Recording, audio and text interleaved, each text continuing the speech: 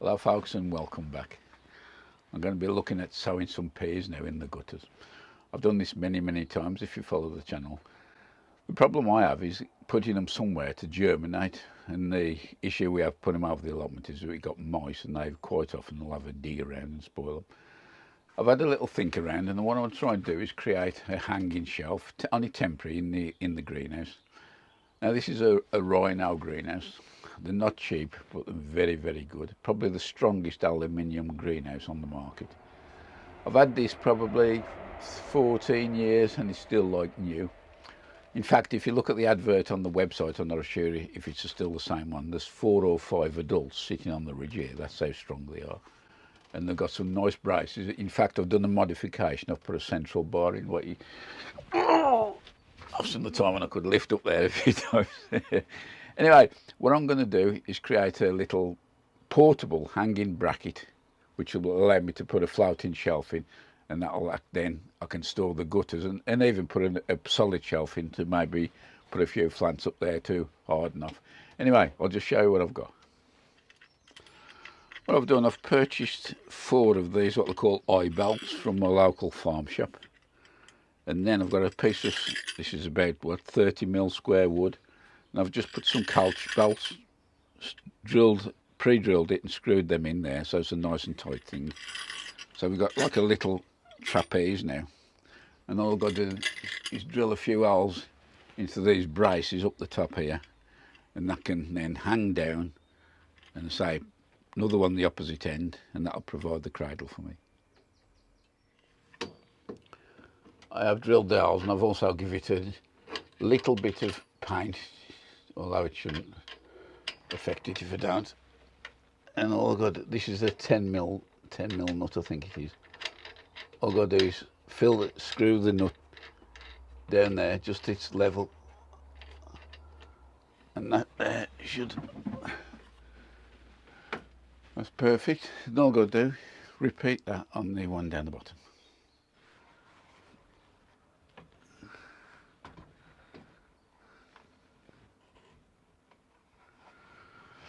That's a dry run done. I'm very happy with that, and say being vertically challenged a little bit, that's caused no issue at all. Right, I'm going to start sowing the peas now.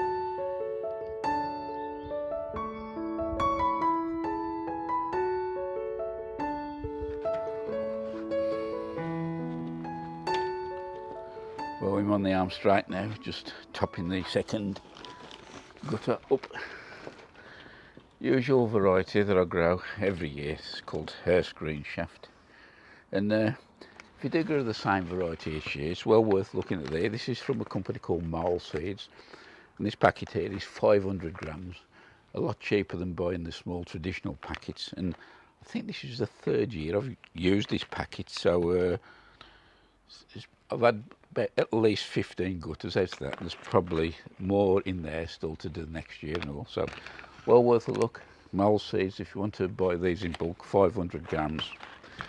Right, as I said, I'm just going to top these up, give them a water and put them in the greenhouse.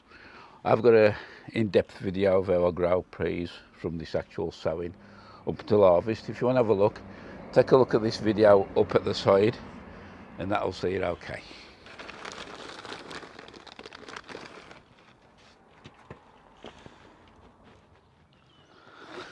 I thought about to get the Vegepod up and running, because I've got stuff in the greenhouse now that can go in, lettuce. I want to sow a bit of radish and stuff like that. So when I opened the lid, I had a bit of surprise that the complete back was smashed and damaged. If you look here, there's a T bracket here and the corner bracket down the bottom, and the pole had just collapsed in. Now whether that's gone brittle in the sun, I don't know, or whether somebody's leant against it and it's collapsed, who knows. Fortunately for me, these are 16mm poles, and the jointing brackets are readily available. So I've been on the internet, ordered some, and they've arrived already. So the first job will be to repair the lid back to normal. In here, I've got some beetroot, and these are what I fetched these up last year and just stuck them in here. They've had the protective cover on, so they've been kept dry, but they've rooted again. So I'm going to see what these are like, whether they're woody or not. Who knows? But if they're okay, I'm going to be storing more surplus in here over winter again.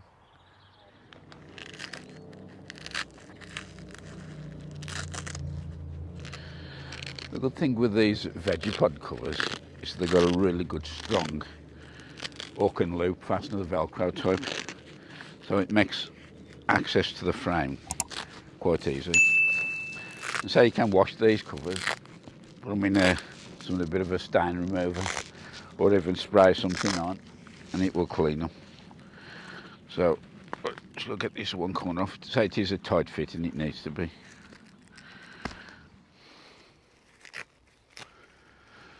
I've replaced the brackets, the corner piece there and there, so it's back to normal.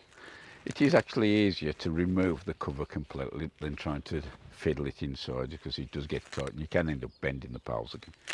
So all I've got to do now is replace the cover and we're back in business. And there we have it, as good as new.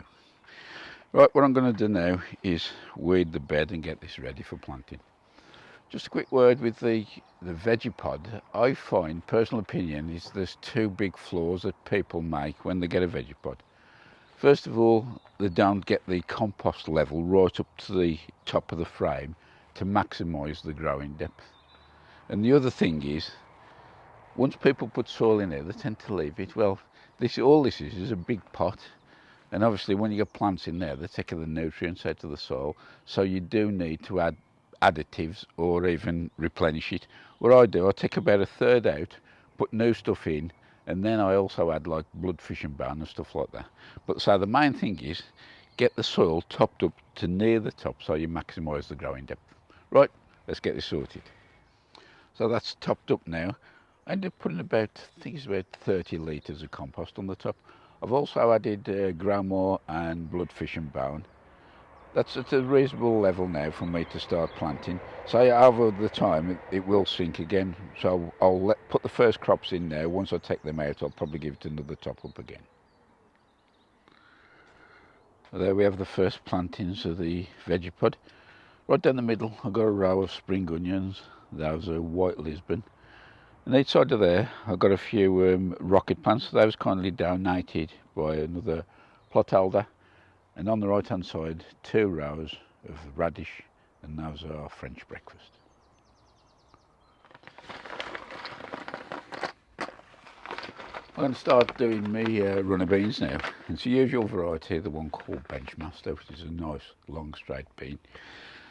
I do them in 2 ways. Sometimes I'll plant the seeds direct, but I've just had a change of heart. I'm going to be using the damp tissue method just to chit them.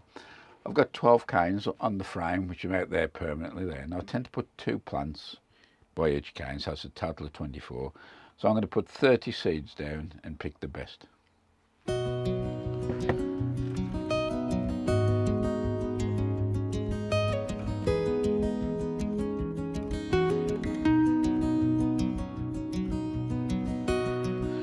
So there's the seeds now on some damp kitchen roll.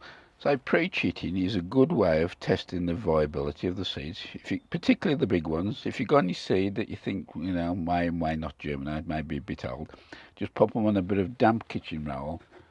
What I'll do, just fold it over the top and leave them for a few days. Just keep checking. Whatever you do, don't let them dry out. And then all of a sudden you'll see a little shoot come out the side, and once that comes out, you know the seed's going to be active, and then it is safe to plant them into the soil. So all I'm going to do now is just pop this lid on. This is just a normal snap-on lid for the sandwich box. I'll just pop that into the propagator. Keeping the lid on does keep the moisture in, but do check them on a regular basis.